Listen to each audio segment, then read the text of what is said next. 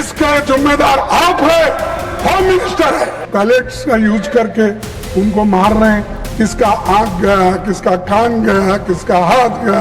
आप बंद कमरे में रह के बहुत दिन छुप नहीं सकते, एक दिन हम बाहर खींच के लाएंगे, क्योंकि आप होम मिनिस्टर को हिफाजत करना चाहते हैं, लेकिन बहुत दिन हिफाजत नहीं कर सकते। जॉब नहीं दे सकते तो उन्हें इस्तीफा देना चाहिए। सिलेबस जो बदल रहे हैं आप, उसमें ये भी आ रहा है, शूद्र के वेद पाठ सुनने पर शीशे और जस्ते से उनके कान भर दिए जाए।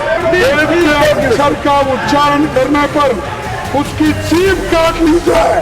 अरे मेरे विद्यार्थी जो गांव-गांव से आए, स्टेट से आए, उन बच्चों को पैलेट्स का यूज करके उनको मार रहे हैं और हॉस्पिटल में गिरे हैं।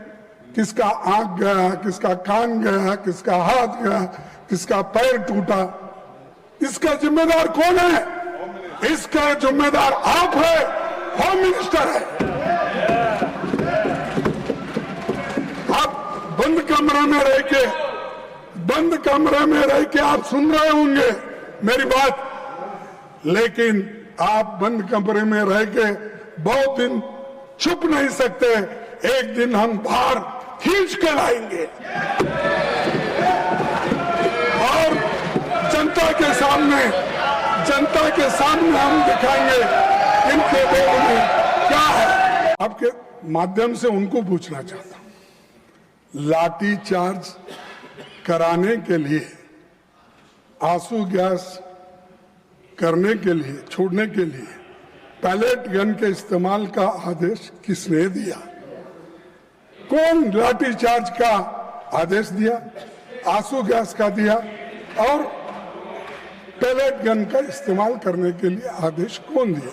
नहीं, आप स्टेटमेंट दे सकते थे, लेकिन आप नहीं, क्योंकि आप होम मिनिस्टर को हिफाजत करना चाहते हैं, लेकिन बहुत दिन हिफाजत नहीं कर सकते। नहीं होता साहब, अगर आदमी झूठ बोलता है तो एक बार उसका बाहर निकलना पड़ेगा बंटवाल। तो इसीलिए आपके लोग आए, सादे कपड़ों में छात्रों को पीटने वाले लोग कौन थे? दिल्ली पुलिस किसके अधीन है? सीआरपीएफ एंड रैपिड फोर्स किसके आदेश पर काम करता है? इस पूरे घटनाक्रम का सर्वोच्च सूत्रधार कौन थे? कौन थे? अच्छा, मुझे मालूम नहीं। देश इन सवालों का जवाब चाहता है। अगर गृह मंत्री इनके जवाब नहीं दे सकते तो उन्हें इस्तीफा देना चाहिए और प्रधानमंत्री उनको पूछना चाहिए। लेकिन प्रधानमंत्री की हिम्मत होती है या नहीं मुझे मालूम नहीं, लेकिन ये उसके जिम्मेदार है जो चीजें मैं आपके सामने रखा। अगर वे इस्तीफा नहीं देते तो प्रधानमंत्री को उन्हें पद से हटाया जाना चाहिए और दूसरे बर्खास्त करना चाहिए। सर, चुनौती हमारे शैक्षणिक संस्थानों की ऑटोनॉमी और एकेडमिक फ्रीडम का लगातार कमजोर होते जा रहे हैं।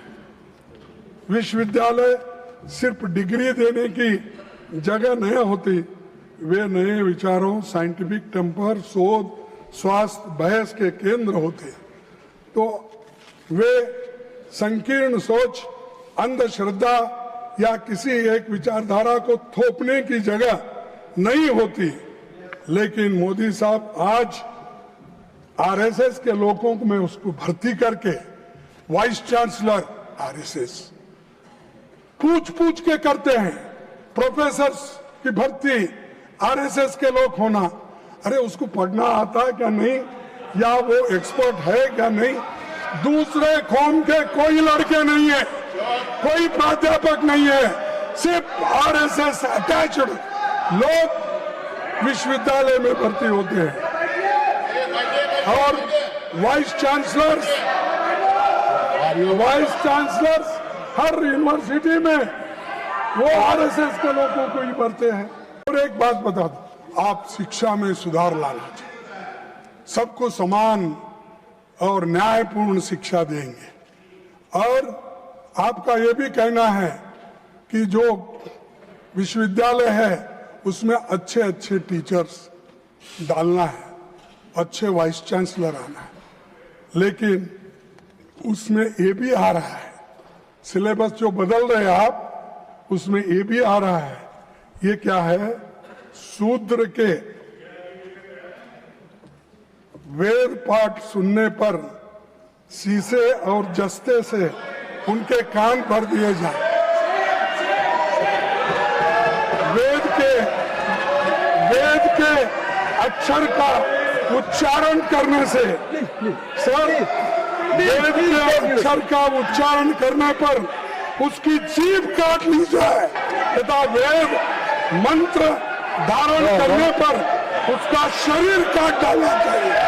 ये इसमें लिखा हुआ है, इसमें लिखा हुआ है, इसमें लिखा हुआ है। देश दुनिया की ताजा खबरें और वीडियोस के लिए अभी डाउनलोड करें पत्रिका ऐप।